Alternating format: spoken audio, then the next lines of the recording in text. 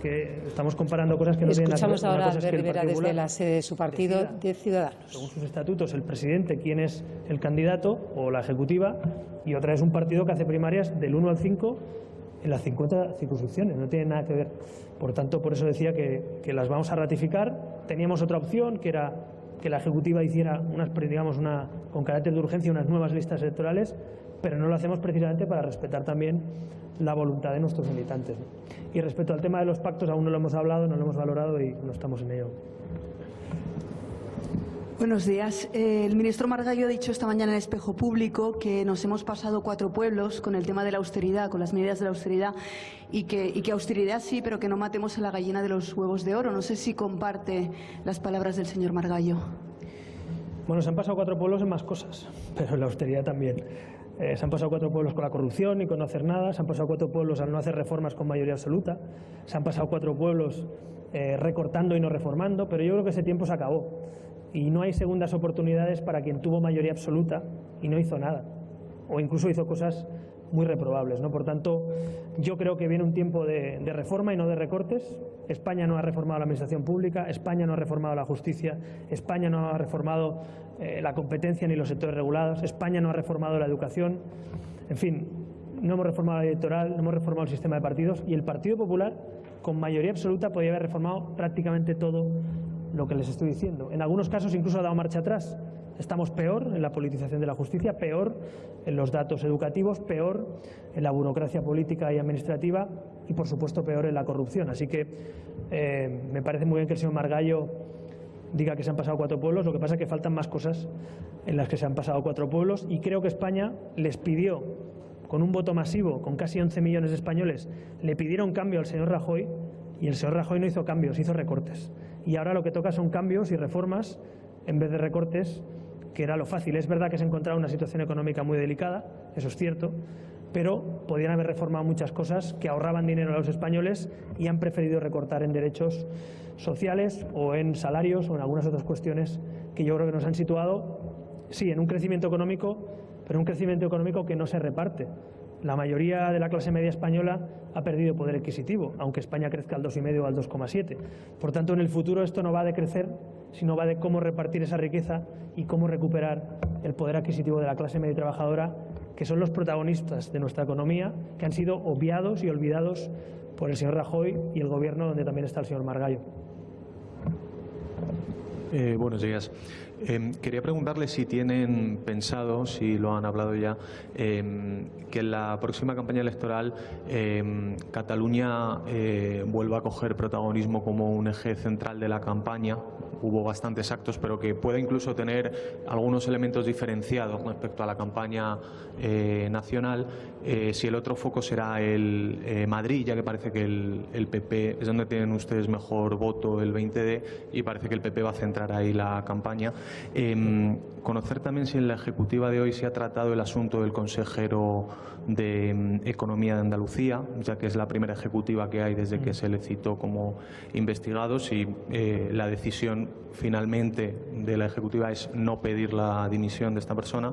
Y por último, una valoración sobre el vídeo que hemos conocido hoy de Felipe González con el broker iraní Zandi y tal.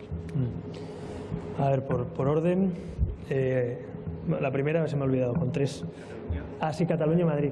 Bueno, en principio nosotros, el Comité Electoral justo se ha aprobado hoy, seguro que hace un análisis de los resultados electorales y seguro que hace un análisis con la ley electoral en la mano de en qué provincias Ciudadanos puede crecer, en qué provincias hay que luchar el escaño conseguido. Es decir, es evidente que todos los comités electorales vamos a hacer ese trabajo, nosotros también.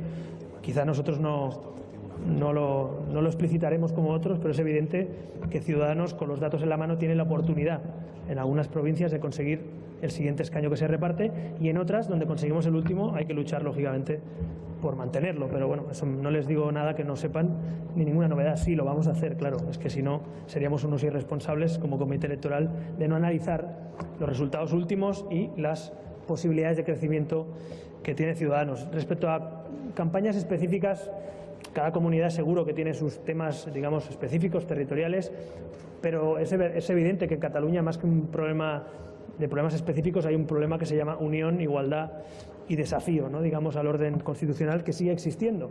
Por mucho que Puigdemont baje el tono. Al final la hoja de ruta es la misma y las leyes que van aprobando día tras día y los pasos que van dando pues son igual de peligrosos, ¿no? Por tanto, me parece que la unión y la igualdad de los españoles, refortalecer esos ejes, siempre ha sido para Ciudadanos prioritario, no solo como un tema catalán, sino como un tema nacional y como un tema europeo, y lo va a seguir siendo. No lo dejó de ser, ni lo va a dejar de ser ahora, porque nos preocupa el asunto, ¿no? Y respecto a los feudos electorales, digamos, de cada partido, pues es verdad, hay partidos que tienen más resultados en una provincia y otra, pero sería un análisis pormenorizado como muy extenso que seguro que ustedes conocen. Respecto al tema del consejero de Economía, como ustedes saben, es un asunto que afecta hace 9 años a la situación personal de este consejero que estaba de vicerrector de una universidad. Nada tiene que ver, lógicamente, ni con el ejercicio del cargo público, ni con la política, ni, por supuesto, por tanto, con corrupción política. Así que el pacto anticorrupción se cumple en tanto en cuanto esa persona no tiene nada que ver ese asunto con un asunto de corrupción política. Si lo fuera, pues le pasaría igual que al señor Chávez y al señor Griñán, que tienen que dejar el escaño y venir a comparecer a la comisión de investigación, pero como no es el caso, pues no lo hemos valorado, porque tuvimos la información enseguida y es verdad que el asunto que afecta a unos arquitectos de la Universidad de Sevilla, creo que es de hace 9 años, cuando esta persona está en política hace 10 meses, pues no tiene nada que ver, lógicamente, con el ejercicio político, ni con la corrupción política, ni con nada que se le parezca. Y finalmente la tercera pregunta, por Felipe González. La verdad es que no he visto, lo he visto por Twitter, no he podido ver el vídeo, pero en todo caso, todo lo que afecte a relaciones personales de expresidentes que no están hoy en vigor y que además no conozco el vídeo, pues permítanme que sea prudente, porque sería tanto como decirles que he visto un vídeo que no he visto y opinar sobre algo que no conozco. En todo caso, si tengo ocasión de verlo cuando acabe la rueda de prensa, pues le comentaré mi opinión. Gracias, señor Rivera. Buenas tardes. Hoy hemos conocido una nueva presunta red de financiación ilegal del Partido Popular en Valencia, una red de contratos que facturó más incluso que la trama Gürtel. Me gustaría saber si usted cree, como el PSOE, que el Partido Popular debe regenerarse en la oposición y que el estar en el Gobierno no es un buen sitio para regenerarse, y una valoración de ese nuevo caso que hemos conocido. Gracias. Bueno, en primer lugar, eso lo deciden los españoles. Digo, porque a mí me encantaría ganar las elecciones, no tiene pinta, pero me gustaría ganarlas y efectivamente que otros pasaran a la oposición, pero tengo que ser muy realista con los datos que tenemos y con los resultados muy recientes. Por tanto, no voy a cometer el error de decir lo que va a pasar el 26J, porque no lo sabemos aún. No sabemos lo que van a votar los españoles. De lo que sí estoy convencido es de que los españoles cada vez menos toleran la corrupción y cada vez menos aceptan que los partidos políticos no solo no trabajen contra la corrupción, sino que la tapen o la enmascaren. Y estoy convencido de que al Partido Popular en Valencia, lo que está pasando, lo que ya ha pasado en el Ayuntamiento de Valencia, lo que está pasando con la trama de corrupción de la Gürtel, con lo que han destapado hoy en algunos medios de comunicación respecto a esa posible financiación de contratos, estoy convencido de que no habrá regeneración si las personas y los equipos que lideran esto no han hecho nada contra la corrupción en los últimos 13 años. Y por eso digo, y a veces me repito porque ustedes me preguntan, pero lo recuerdo, que no habrá regeneración si no hay cambios en los gobiernos de España. Y también les digo que no habrá estabilidad política hasta que no haya regeneración política, porque la gente no va a confiar en los gobiernos si ve lo que estamos viendo, lo que ustedes destapan en algunos lugares de España. Así que yo creo que en algunas partes de España la corrupción se ha institucionalizado, no es solo un problema de una persona o dos que hayan robado, eso sería algo digamos, subsanable con la policía y la justicia, o que acabara alguien en la cárcel, sino que es que algunos han creado tramas auténticas. Hay documentos de esas tramas que hablan de bandas organizadas al frente de los gobiernos, ¿no?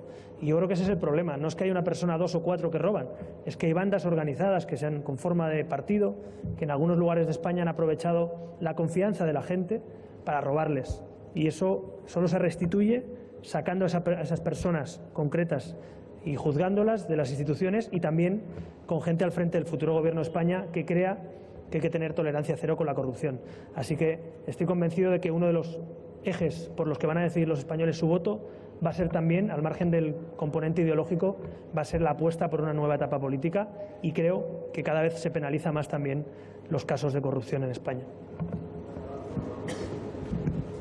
Buenos días. Las últimas horas hemos conocido un vídeo preelectoral del señor Rajoy grabado en las dependencias de la Moncloa. Quería preguntarle qué le parece el uso que hace el candidato del PP de la sede del Gobierno para un uso electoral.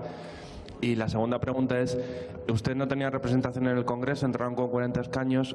Si el 26 de junio no superan esa cifra, ¿lo consideraría un fracaso y cree que había que tomar alguna medida? Gracias.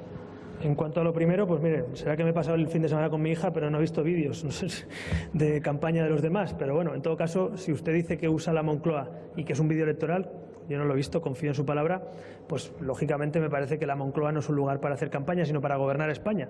Así que en ese caso me parece que las instituciones del Estado, y la Moncloa no deja de ser el lugar del Gobierno de España, la casa de los españoles en buena medida, no solo del señor Rajoy en funciones, me parece que no es el lugar más adecuado, ¿no? Pero en todo caso soy prudente porque confieso que he visto otros vídeos, pero no he visto vídeos tampoco del señor Rajoy haciendo campaña en la Moncloa. En todo caso sí que creo que la patrimonialización de las instituciones del Estado es algo con lo que tenemos que combatir, y combatir todos. Lo digo porque es una tarea pendiente en España, es decir, que las instituciones sean de todos, que no se utilice la agencia tributaria, que no se utilice la policía, que no se utilice la justicia. Es decir, tenemos que tener un Estado, que sea España, al margen de si la gobierna el PP, el PSOE, Ciudadanos o quien sea.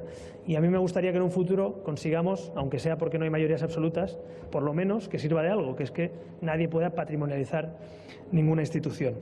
Respecto al tema del resultado electoral del 26J, no lo conocemos, insisto, y el del 20D sí, es verdad que Ciudadanos entró de golpe, hemos llegado hace 4 meses y no tenemos pensado marcharnos, hemos venido a quedarnos y por tanto no voy a valorar ahora los resultados del 26J. Lo que sí que le digo es que lógicamente como partido que ha ido creciendo y creciendo, siempre aspiramos a sacar más y siempre aspiramos a mejorar. Y de hecho somos el único partido que hizo autocrítica después de la campaña, a pesar de pasar de 0 a 3,5 millones de votos. Ojalá otros que han perdido 4 millones de votos la hicieran igual. Y vamos a seguir siendo un partido muy exigente con nosotros mismos. A partir de aquí, a hablar de escaños, de ley electoral, como hablamos antes, de escaños por provincias, mire, no lo sé. Es verdad que con los resultados iguales que tenemos y con la ley electoral que tenemos puede haber un resultado muy parecido, más alto, más bajo, con los mismos resultados. Si crecemos en tanto por ciento de voto, es verdad que podría crecer también el resultado electoral. Pero vamos a ser muy prudentes porque, insisto, la ley electoral es como es, conocemos perfectamente dónde se puede perder o ganar un escaño y eso es lo que le vamos a pedir a nuestro comité electoral.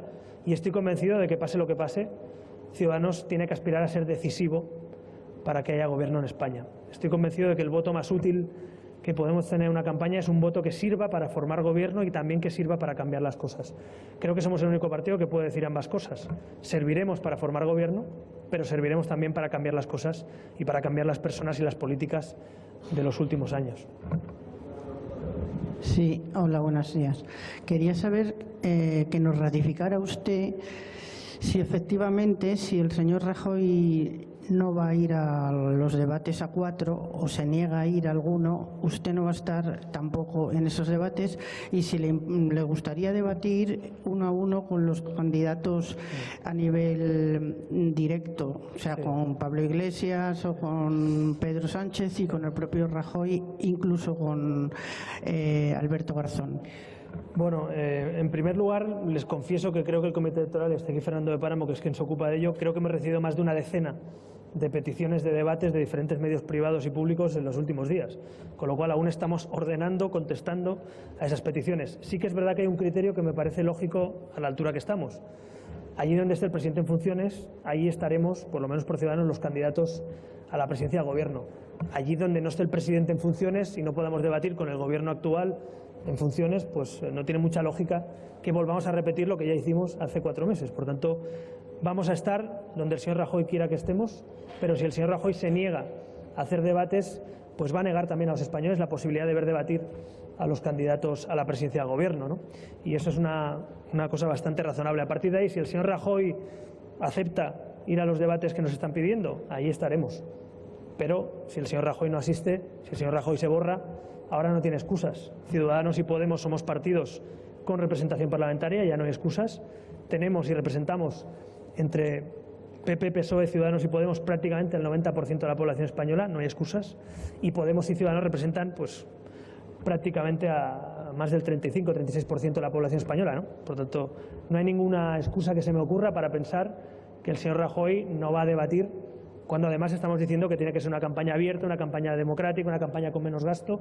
Pues mire, una manera de gastar menos y de comunicar y de explicar a la gente más nuestro programa es precisamente aprovechar las ofertas, las propuestas de los medios privados y públicos y debatir con normalidad. Así que Espero de verdad, no me lo imagino de otra manera, porque ahora no hay excusas, insisto, hubo una excusa que es que no éramos partidos parlamentarios, hoy no la hay, así que no me imagino que alguien que quiere repetir en la presidencia del Gobierno en el 2016 pueda decir que ni siquiera va a hacer un debate o dos con los candidatos a la presidencia del Gobierno de los principales partidos políticos. Y en cuanto a debates de otros, pues también aceptaremos las propuestas, las escucharemos, pero insisto, todavía no hemos valorado ni tampoco tenemos propuestas, la verdad, de ese tipo. Lo que tenemos son propuestas de debates, como mínimo, entre los 4 principales partidos políticos y de momento nuestra respuesta está siendo esa. Si el presidente en funciones asiste, nosotros estaremos.